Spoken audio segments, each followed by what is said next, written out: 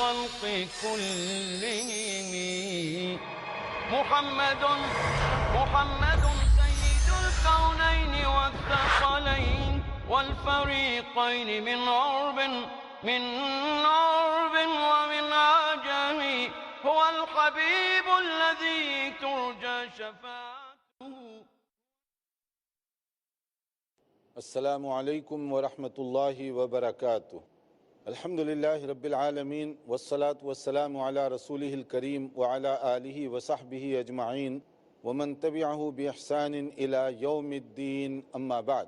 محترم بھائیوں اور بہنوں، دعائے استفتاح کے بعد تلاوت کریں گے اور کس طرح سے ہاتھ اٹھائیں گے تکبیر تحریمہ کے لیے، یہ سب چیزوں کا ذکر ہوا.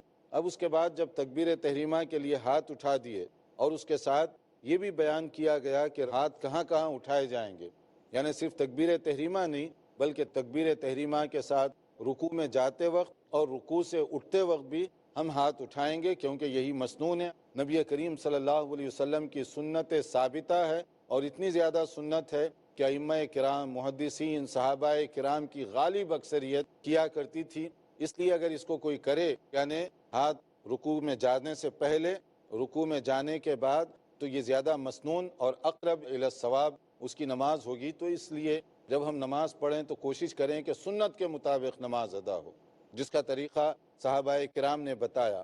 اب جب تکبیر تحریمہ کریں تو تکبیر تحریمہ کے بعد ہاتھ کیا کریں، چھوڑ دیں، باندھیں یا کہاں باندھیں؟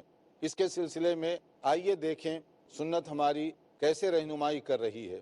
لیکن اس سے پہلے اگر ہم آپ سے پوچھ لیں کہ جیسے کوئی تکبیر تحریمہ وغیرہ شروع کرتے ہیں تو تھوڑا سا ہاتھ آپ اشارہ کر کے بتائیں کہ کیسے اٹھایا جاتا ہے، کیونکہ اس میں بھی بہت سارے لوگ عجیب انداز سے ہاتھ اٹھاتے ہیں. تو مسنون طریقہ کیا ہے، کیسے ہاتھ اٹھانا چاہیے؟ جی آپ بتانا چاہتے ہیں. ہاں، کندھوں تک، یہاں تک اگر اٹھ جائیں تو اس کا مطلب یہ صحیح ہوگا. اور یہ کدھر ہونے چاہیے؟ آپ کی ہتھیلی قبلے کی طرف. تو اس طرح سے جو ہے آپ کا ایک پراپر اور صحیح پروسیجر ہوگا. اس طرح سے آپ ہاتھ اٹھائیں گے اور اس کے بعد پھر آپ دعائیں پڑھیں گے. اب آئیے ہاتھ اٹھانے کے بعد کیا کرتے ہیں. ہاتھ باندھنا چاہیے، چھوڑنے کا مسئلہ نہیں ہے، باندھنے کا مسئلہ ہے. ہاتھ باندھنا یہ مسنون ہے، اس لیے کہ نبی کریم صلی اللہ علیہ وسلم سے ہاتھ باندھنے کی حدیث زیادہ مضبوط طریقے سے ہم تک پہنچی ہے. دیکھیے، عن وائل ابن حجر رضی اللہ تعالیٰ عنہ قال صلیت مع النبی صلی اللہ علیہ وسلم فوضع یدہ الیمنى علی یدہ الیسری علی صدرہ. یہ صحیح ابن خزیمہ کی روایت ہے. اور حضرت وائل ابن حجر رضی اللہ تعالیٰ عنہ، جو بہت آخری زمانے میں جو لوگ مسلمان ہوئے اور جو آخری میں شامل ہوئے، ان میں سے ایک ہیں. تو یہ بیان فرماتے ہیں کہ نبی کریم صلی اللہ علیہ وسلم کو میں نے دیکھا نماز پڑھتے ہوئے، تو آپ نے کیا کیا، اپنا دایاں ہاتھ، یمنا، رائٹ ہینڈ، اس کو آپ نے یسرا، لیفٹ ہینڈ پر رکھا، یعنی یہ یسرا ہے، یہ دایاں ہے. تو اور اس کو کہاں رکھا؟ علی صدری ہی. صدر کہتے ہیں چیسٹ، یہ حصے کو. یہ نبی کریم صلی اللہ علیہ وسلم کا طریقہ تھا. اس طریقے سے جو صحابی نے دیکھا اس کو اس طریقے سے بیان کیا گیا. یہ ہے نبی صلی اللہ علیہ وسلم کا وہ طریقہ جو صحابہ نے دیکھا، اس کو بعد میں نقل کیا، اس کو بیان کیا گیا. بعض احادیث کے الفاظ میں جو ثابت شدہ الفاظ ہیں اس میں فوق السرہ، یعنی ناف کے اوپر کا حصہ، یعنی یہ جو نچلا حصہ ہے اس سے اوپر کے حصے میں، تو یہ چیسٹ یا زیادہ سے زیادہ اس سے ذرا سا قریب یہ چیز بنتی ہے اس کو. لیکن کچھ لوگ جو تحت السرہ کی بھی بات کرتے ہیں وہ کسی صحیح سند کے ساتھ ثابت نہیں ہے. حدیث کے اندر جو زیادہ صحیح اور زیادہ جو وزنی حدیث ہے اس مسئلے میں ہاتھ رکھنے کے بارے میں وہ یہی ہے، صحیح ابن خزیمہ. اور کیونکہ یہ مختلف احادیث سے اس کی تائید بھی ہو رہی ہے، تو جب ہم نماز پڑھتے ہیں تو کوشش کریں کہ ایسا طریقہ اختیار کریں جو نبی صلی اللہ علیہ وسلم کی نماز کے قریب ہو، زیادہ سے زیادہ ہمیں قریب پہنچائے. اور اب آپ دیکھیے اس کے بعد پھر کیا کرنا چاہیے. اب ہاتھ تو باندھ لیے، اب ہاتھ باندھنے کے بعد دعائے استفتاح جس کا پہلے ذکر ہو چکا ہے، دعائے استفتاح بھی ہو گئی، اعوذ باللہ بھی ہو گئی، بسم اللہ بھی. اب اس کے بعد کیا کریں گے؟ سب سے پہلے سورہ فاتحہ پڑھی جائے گی. سورہ فاتحہ کا ثبوت کیا ہے؟ فرمایا گیا اس کے اندر ان عبادہ بن صامت رضی اللہ تعالیٰ عنہ قال قال رسول اللہ صلی اللہ علیہ وسلم لا صلاۃ لمن لم یقرأ بأم القرآن. یہ بھی صحیح بخاری اور صحیح مسلم کی حدیث ہے، سورہ فاتحہ کے بغیر نماز ہی نہیں ہوتی۔ تو نماز کی ہر رکعت میں سورہ فاتحہ کا پڑھنا ضروری ہے، اور اگر آپ انفرادی نماز پڑھ رہے ہوں تو ہر رکعت میں ضروری ہے۔ اب جماعت کے ساتھ آپ نماز پڑھ رہے ہیں تو کیا کریں گے؟ اس کے لیے بتایا گیا کہ ایک مرتبہ نبی صلی اللہ علیہ وسلم، جیسے ترمذی، ابو داؤد وغیرہ کی ایک روایت ہے، نبی صلی اللہ علیہ وسلم نماز پڑھا رہے تھے، صحابہ بھی پیچھے پڑھ رہے تھے، ذرا زور زور سے پڑھ رہے تھے، جیسے بچے ہوتا ہے نا، کوئی صورت یاد ہو تو جیسے پڑھتے ہیں اس طرح سے وہ پڑھ رہے تھے، بعض اوقات آواز بلند ہو رہی تھی، تو آپ نے فرمایا ان سے لعلکم تقرؤون خلف امامکم، یوں لگتا ہے کہ تم امام کے پیچھے تم لوگ بھی پڑھ رہے ہو؟ قلنا نعم، صحابہ نے کہا ہم بھی ایسے ہی کر رہے تھے۔ قال، تو نبی صلی اللہ علیہ وسلم نے کیا فرمایا؟ لا تفعلوا الا بفاتحۃ الکتاب، سوائے سورہ فاتحہ کے اس طرح نہ کرو، اور فإنہ لا صلاۃ لمن لم یقرأ بها، کیونکہ یہ تو ضروری ہے، اس کے بغیر نماز مکمل نہیں ہوتی۔ اس میں دو چیزیں معلوم ہوئی، ایک تو یہ پوائنٹ معلوم ہوا کہ اگر آدمی سورہ فاتحہ نہ پڑھے تو اس کی نماز نہیں ہوتی درست، اور دوسری بات یہ معلوم ہوئی کہ امام کے ساتھ بھی پڑھ رہا ہو تو سورہ فاتحہ پڑھنے کی اس میں اجازت دی جا رہی ہے، کیونکہ انفرادی نماز میں تو پڑھتے ہی تھے، مگر یہ جو ہے یہ اجتماعی نماز کی بات ہے جو جماعت کے ساتھ ہو رہی ہے۔ سورہ فاتحہ کی تلاوت کے بعد پھر آپ کوئی بھی سورت جو آپ سمجھتے ہیں کہ یہ سورت آپ کو یاد ہے تو آپ کوئی بھی سورت کی جو ہے تلاوت کر سکتے ہیں، جیسے کہا گیا کان رسول اللہ صلی اللہ علیہ وسلم اذا فرغ من قراءۃ ام القرآن، جب نبی صلی اللہ علیہ وسلم سورہ فاتحہ پڑھ لیتے پھر کیا کرتے تھے؟ آمین ہوتا تھا۔ کیسے آمین کہا کرتے تھے؟ رفع صوتہ وقال آمین، یہ دارقطنی کی حدیث ہے اور حاکم نے بھی اس کو صحیح کہا ہے، اور اسی کی نظیر ترمذی اور ابو داؤد کے اندر بھی موجود ہے۔ اس میں کہا گیا کہ جب آپ صلی اللہ علیہ وسلم سورہ فاتحہ پڑھتے تو آپ بھی آمین کہتے تھے اور پیچھے جو صحابہ کرام ہیں وہ بھی آمین کہتے تھے۔ تو آمین کہنا یہاں پر ضروری ہے، اسی لیے تمام علماء، تمام ائمہ، تمام محدثین، فقہاء وغیرہ اس کے اندر متفق ہیں، سب کے پاس یہ ضروری ہے کہ وہاں پر آمین کہے۔ فرق ہے تو صرف اتنا، کسی نے اس کو واجب کہا ہے لازماً یو ہیو ٹو سے آمین، یا کسی نے کہا کہ اگر کہیں تو یہ زیادہ مسنون اور صحیح طریقہ ہوگا۔ البتہ اس میں یہ ہے تھوڑا سا کہ آواز بلند کہیں یا آہستہ کہیں، کہنے میں سب متفق ہیں، سب کے لیے ضروری ہے، سب کے پاس ضروری ہے کہ کہیں۔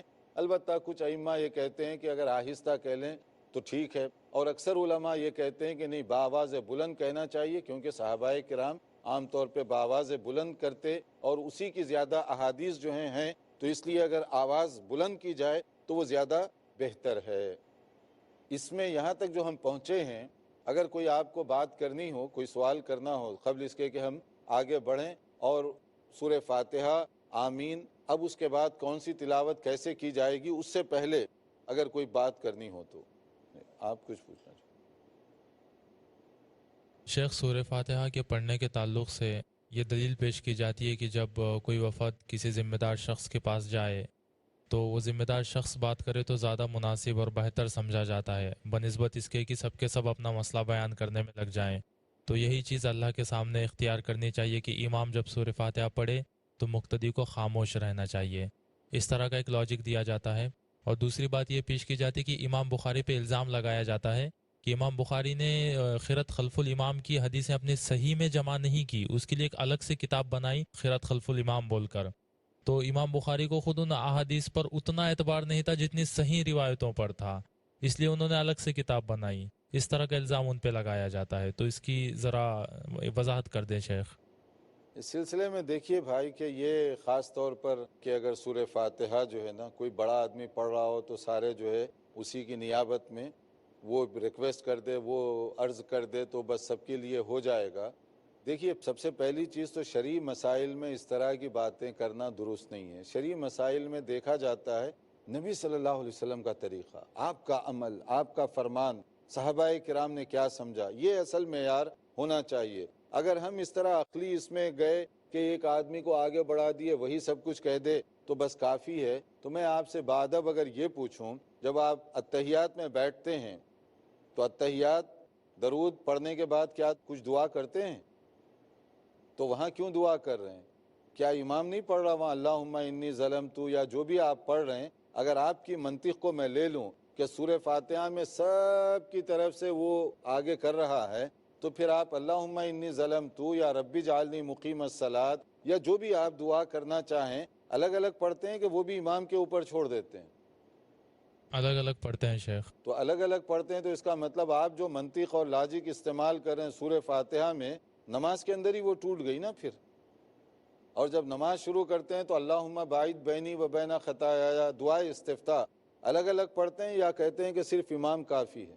الگ الگ پڑھتے ہیں شیخ۔ تو اس کا معنی صرف سورہ فاتحہ میں یہ لاجک ہے، باقی جگہوں پہ آپ الگ الگ پڑھنا چاہتے ہیں، وہاں کیوں نہیں یہ کہتے کہ جو کچھ وہ امام کر رہا ہے سب لمسم وہی کر لے، ہم نہیں کریں گے کچھ؟ تو اس کا معنی یہ ہوا کہ یہ منطقی نہیں ہے، یہ منطق نماز کے اندر ہی آپ کی ٹوٹ گئی، تو یہ پوائنٹ اس کا کوئی اہمیت نہیں رکھتا۔ باقی رہا امام بخاری رحمۃ اللہ علیہ نے دوسرا اس کے لیے کتابچہ لکھا اور کیوں وہ حدیثیں جمع کی، دیکھیے اس وقت ہم اس کی ڈیٹیل میں نہیں جا رہے ہیں، وہ ایک تفصیلی موضوع ہے۔ امام بخاری نے اپنی صحیح بخاری کے اندر کچھ شرائط اور کچھ اصول مقرر کیے تھے، وہ اصول اور شرائط چاہے سورہ فاتحہ کے لیے ہوں کسی کے لیے بھی ہوں، اس کتاب کو انہوں نے تمام صحیح احادیث کا مجموعہ نہیں قرار دیا، وہ خود ان کے اپنے اس کا نام جو انہوں نے رکھا المختصر، کہ اس میں میں بریفلی جو صحیح احادیث ہیں وہ لکھ رہا ہوں۔ تو مختصر کا مطلب کیا ہے؟ اور بھی بہت ساری ایسی احادیث ہیں جو میں اس میں نہیں لکھ رہا ہوں۔ امام بخاری اگر یہ دعویٰ کرتے کہ جتنی صحیح حدیثیں ہیں وہ میں نے اس میں جمع کر دیں، اس کے علاوہ کوئی صحیح حدیث نہیں ہو سکتی، پھر تو یہ بات غلط ہوگی۔ لیکن امام بخاری جب نام ہی اس کا رکھے ہوئے ہیں کہ یہ مختصر مجموعہ ہے، تو اس کا معنی کیا نکلا؟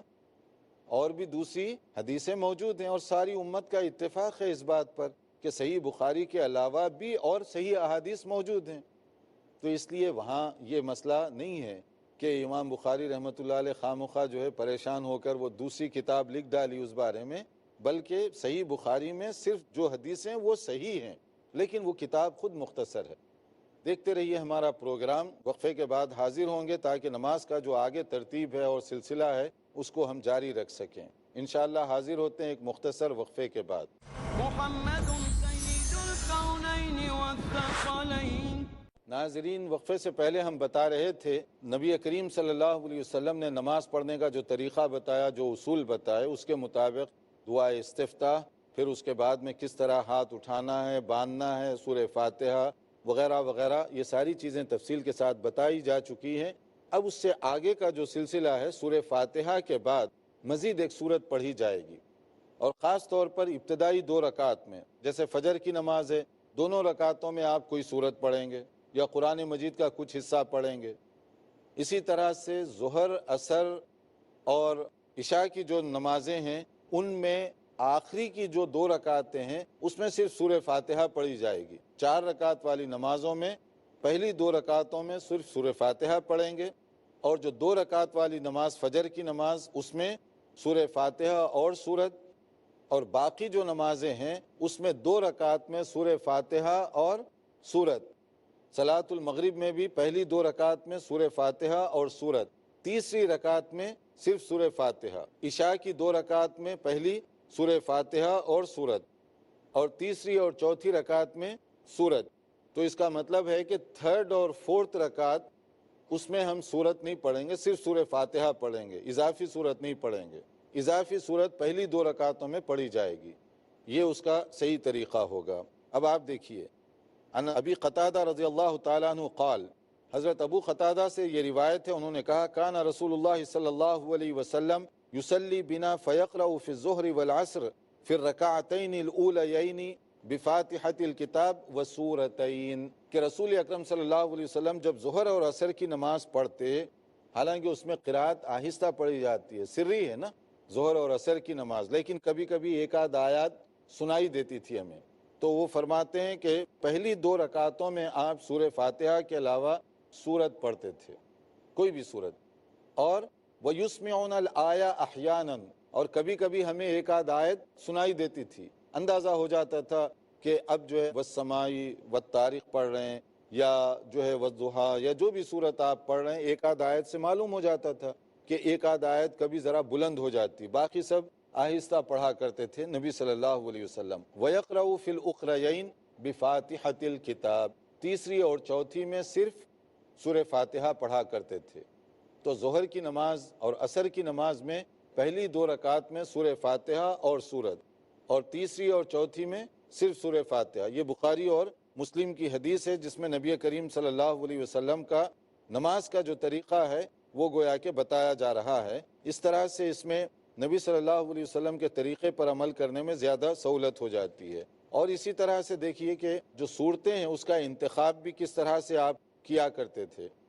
تو نبی کریم صلی اللہ علیہ وسلم کی نمازوں کا جو انداز ہوتا تھا درمیانی درجے کی، یعنی جماعت کے ساتھ جو نماز ہوتی درمیانی درجے کی. الگ سے جو نماز پڑھتے بڑی لمبی اور خشوع کے ساتھ پڑھا کرتے تھے. دیکھیے کہ ان سلیمان بن یسار قال کان فلان یطیل الاولیین من الظہر ویخفف العصر ویقرأ المغرب بقصار المفصل وفی العشاء بوسطه وفی الصبح بطواله. فقال ابو ہریرہ رضی اللہ تعالی عنہ ما صلیت وراء احد اشبہ صلاة برسول اللہ صلی اللہ علیہ وسلم من هذا. نسائی کی یہ روایت ہے کہ بتاتے ہیں کہ نبی کریم صلی اللہ علیہ وسلم کی جو بالکل پرفیکٹ مشابہت کرنے والی نماز، جیسے حضرت ابو ہریرہ رضی اللہ تعالیٰ عنہ بیان فرماتے ہیں اس میں کہ کس طریقے سے نبی کریم صلی اللہ علیہ وسلم نماز کو تقسیم کرتے تھے. تو اس کا طریقہ یہ بتایا جا رہا ہے کہ عموماً نبی صلی اللہ علیہ وسلم پہلی 2 رکعتوں کو ذرا لمبی پڑھتے تھے، اور اسی طرح سے آپ کی جو ظہر کی جو نماز ہوتی تھی وہ عصر کے مقابلے میں تھوڑی سی لمبی ہوتی تھی. اسی طرح مغرب کی نماز شارٹ اور عشاء کی نماز ذرا سا لمبی تھوڑی، اور فجر کی نماز ان کے مقابلے میں زیادہ طویل. تو فجر کی نماز لمبی، ظہر کی اس کے بعد، عصر کی کم، مغرب کی کم، اور عشاء کی درمیانی درجے کی. اس طرح کی آپ کی نماز ہوتی تھی، جس کی ترتیب یہ بتائی گئی کہ تلاوت کا جو آپ کے انداز ہوتا تھا فجر کی نماز میں طوال مفصل، یہ ایک اصطلاح ہے، طوال مفصل، اور مغرب کی نماز میں قصار مفصل، اور عشاء کی نماز میں اوساط مفصل. تو یہ کیا ہوتا ہے؟ یعنی قرآن کریم کی صورتوں کو مختلف گروپ میں تقسیم کیا گیا فار ایزی انڈرسٹینڈنگ، اطمینان سے سمجھنے کے لیے. اس میں طوال مفصل کہتے ہیں سورہ حجرات سے لے کر سورہ بروج تک کی صورتیں. سورہ حجرات سے سورہ بروج تک یہ نبی صلی اللہ علیہ وسلم عموماً فجر میں پڑھا کرتے تھے. دوسرے درجے میں ہے سورہ بروج سے لے کر سورہ بینہ تک، لم یکن الذین کفروا، سورہ بینہ تک. اس کو کہتے ہیں اوسط مفصل، درمیانی درجے کی سیکنڈ کیٹیگری، سورہ بروج سے لے کر سورہ بینہ تک. اور اس کے بعد ہے قصار مفصل، تھرڈ. جو تھرڈ کیٹیگری ہے چھوٹی صورتیں سورہ بینہ سے لے کر والناس تک، قل اعوذ برب الناس. یہ عموماً، لیکن کبھی کبھی دوسرا بھی ہو جاتا تھا. جیسے فجر کے موقع پر ایک مرتبہ آپ سفر میں تھے، صرف معوذتین آپ نے پڑھائے، قل اعوذ برب الناس اور قل اعوذ برب الفلق. کوئی یہ نہ سمجھے یہ گروپ میں یاد نہیں ہے تو نماز ہی نہیں ہوگی، ہو جائے گی. نبی کریم صلی اللہ علیہ وسلم نے اس میں بھی چھوٹی سے چھوٹی صورت بھی پڑھی فجر کی نماز میں، یہ بتانے کے لیے کہ یہ بھی جائز ہے. اسی طرح سے ایک موقع پر ایسے بھی ہوا کہ آپ مغرب کی نماز میں لمبی صورت بھی پڑھے، جیسے سورہ طور. ایک مرتبہ آپ نے مغرب کی نماز میں تلاوت فرمائی، سورہ طور لمبی صورت ہے لیکن آپ نے مغرب میں پڑھی. تو اس کا معنی یہ ہوا کہ کبھی کبھی یہ ترتیب آگے بھی ہو سکتی ہے. عموماً اعتبار سے ہے، جنرلی آپ اس طرح سے پڑھیں گے، لیکن کبھی اگر آگے پیچھے ہو جائے تو اس کے اندر کوئی حرج کی بات نہیں کہ آپ یہ نہ سمجھیں کہ میں جو ہے نا ترتیب الٹی کر رہا ہوں یا لمبی صورت مغرب میں کیسے پڑھ لوں. کبھی کبھار ہو سکتا ہے. رکوع اور سجدے میں جب آدمی جائے تو رکوع اور سجدے کے اندر عموماً جو ہے کوئی قرآن مجید کی وہاں پر تلاوت نہیں کی جائے گی. وہاں پر صرف رکوع اور سجدے میں تسبیحات وغیرہ یا دعا اپنے لیے آپ کر سکتے ہیں. رکوع اور سجدے میں کیا کریں گے اس کا ذکر دیکھیے، جیسے حدیث میں آتا ہے قال رسول اللہ صلی اللہ علیہ وسلم الا وانی نہیت ان اقرأ القرآن راکعا او ساجدا. سجدہ اور رکوع کی حالت میں قرآن پڑھنا منع ہے، صرف تسبیحات پڑھیے وہاں. فاما الرکوع فعظموا فیہ الرب، رکوع میں آپ سبحان ربی العظیم اللہ کی تعظیم بیان کیجیے. واما السجود فاجتہدوا فی الدعاء، اور سجدے میں جو ہے دعا پڑھنا زیادہ بہتر ہے. یعنی سبحان ربی الاعلیٰ اور دعائیں. اب ہمارے پاس دعاؤں کا بھی نہیں ہے. سجدے میں دعا کی بات بتائی جا رہی ہے کیونکہ اللہ تعالیٰ کے بندہ بہت قریب ہوتا ہے. سجدے میں دعا کا وقت ہے, اس میں دعا کرنے کا حکم دیا جا رہا ہے. ہم لوگ تو وہی بچوں کی نماز جو سکھائی گئی تھی نا وہی چل رہی ہے تو وہ نہیں کرتے. اب کیا نبی صلی اللہ علیہ وسلم دعا پڑھتے تھے, ان میں سے ایک کا ذکر سن لیجئے. حضرت عائشہ فرماتی ہیں کان رسول اللہ صلی اللہ علیہ وسلم یقول فی رکوعہ و سجودہ, کبھی کبھی نبی صلی اللہ علیہ وسلم اپنے رکوع اور سجود میں کیا پڑھا کرتے تھے؟ سبحانک اللہم ربنا و بحمدک اللہم اغفر لی. یہ بھی دعا ہے اللہم اغفر لی کہ اللہ میری مغفرت فرما دے. کب پڑھ رہے ہیں آپ؟ رکوع میں بھی اور سجدے میں بھی. تو یہ نبی صلی اللہ علیہ وسلم کا طریقہ تھا کہ عموماً سجدے میں آپ دعائیں کیا کرتے تھے کثرت کے ساتھ. تو سجدے میں دعا اس طرح سے کی جا سکتی ہے. تو ایک دعا یاد رکھنا چاہیے سبحانک اللہم ربنا و بحمدک اللہم اغفر لی. یہ حضرت عائشہ بھی دہرایا کرتی تھی عموماً, اور خود رسول اکرم صلی اللہ علیہ وسلم اس سلسلے میں خاص طور پر اہتمام فرمایا کرتے تھے. اگر یہاں آپ کا کوئی سوال ہو تو ہم قبل اس کے کہ آگے بڑھیں, اصل میں سنت کے مطابق جو طریقہ ہے وہ بیان کر دیا جائے, لیکن چونکہ وقت بڑا محدود ہوتا ہے, اگر کوئی سوال ہو تو آپ کا. جی آپ کا دو سوال ہیں. پہلے آپ کے. جی السلام علیکم. پہلے رکعت اور دوسری رکعت میں سورہ فاتحہ کے ساتھ ایک سورہ بھی پڑھی جائے گی, اور تیسری اور چوتھی رکعت میں صرف سورہ فاتحہ پڑھی جائے گی. تو جب ہم اکیلے پڑھتے ہیں تب کے لیے, کیا جماعت کے ساتھ پڑھتے ہیں تب کے لیے؟ ہاں, جب آپ جماعت کے ساتھ پڑھیں گے تو صرف سورہ فاتحہ پڑھیں گے اور کوئی سورت نہیں چاروں پڑھیں گے. رکعت میں. ہاں جی. اور اگر آپ جماعت کے بغیر پڑھ رہے ہیں تو سورہ فاتحہ بھی پڑھیں گے, سورت بھی پڑھیں گے. اچھا. یہ جنرل طریقہ ہے. لیکن اگر آپ سری جیسے ظہر کی نماز ہے یا عصر کی نماز, جی. اس میں سورہ فاتحہ کے ساتھ اگر سورت بھی پڑھ لیں تو جائز ہے. جماعت کے ساتھ بھی آپ پڑھ رہے ہیں, تیسری چوتھی میں نہیں پہلی اور پہلی دوسری دوسری میں. اچھا. کہ آپ سورہ فاتحہ پھر اس کے ساتھ سورت بھی پڑھیں تو جائز ہے. جی. اور تیسری اور چوتھی میں صرف سورہ فاتحہ, سورت نہیں پڑھیں گے. جی آپ کچھ پوچھنا چاہتے ہیں؟ جی شیخ, قرآن میں بھی کئی دعائیں آئی ہیں, جیسے ان میں سے کوئی دعا مطلب کچھ آیتیں, بعض آیتیں ایک آیت یا دو آیت اس طرح کی رکوع میں اور سجود میں پڑھ لیا جائے تو کیسا ہے؟ جیسے ربنا آتنا فی الدنیا, اس طرح کی آیتیں ہیں. خاص طور پہ سجدے میں اگر قرآن مجید کی کوئی دعا ہے جیسے ربنا آتنا وغیرہ پڑھنا درست ہے یا نہیں؟ بالکل یہ پڑھ سکتے ہیں. قرآن مجید کی جنرل تلاوت اس سے منع کیا گیا ہے سجدے اور رکوع میں, لیکن آپ تو یہ دعا کی نیت سے پڑھ رہے ہیں, اور یہ دعا بہت ہی جامع دعا بھی ہے, تو اس اعتبار سے آپ یہ بھی پڑھ سکتے ہیں. اور اسی طرح سے کوئی مسنون بہت ساری دعائیں ہیں جو نبی صلی اللہ علیہ وسلم سجدے کی حالت میں پڑھا کرتے تھے, جس کا ایک کا ہم نے تذکرہ کیا. ایسی دعائیں بھی آپ پڑھ سکتے ہیں. جی درست ہے. مولانا جلسے کی حالت میں جب ہوتے ہیں دو سجدوں کے درمیان, تو اس کے متعلق بھی کچھ دعائیں آئی ہیں کیا؟ ہاں, ابھی ہم سجدے تک نہیں پہنچے.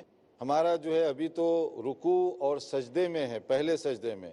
تو سجدہ جب پورا ہوگا تو اس کی دعائیں انشاءاللہ اس کے بعد ہم ذکر کریں گے کہ سجدے کے بعد کون سی دعائیں پڑھنی چاہیے, آخری میں التحیات وغیرہ میں کون سی دعائیں پڑھنی مسنون ہیں, اس کا ذکر ہم آئندہ کریں گے. اس کے لیے آپ انتظار کیجئے اگلے لیکچر کا, اس میں ہم انشاءاللہ تعالی نماز کا جو باقی حصہ ہے اس کا ذکر کریں گے. والسلام علیکم ورحمۃ اللہ وبرکاتہ. مولاي صل وسلم دائما أبدا على حبيبك خير الخلق كلهم محمد سيد الكونين والثقلين والفريقين من عرب ومن عجم. هو الحبيب الذي ترجى شفاعته, هو الحبيب الذي ترجى شفاعته بكل هول من الأهوال مقتحم. مولاي صل وسلم دائما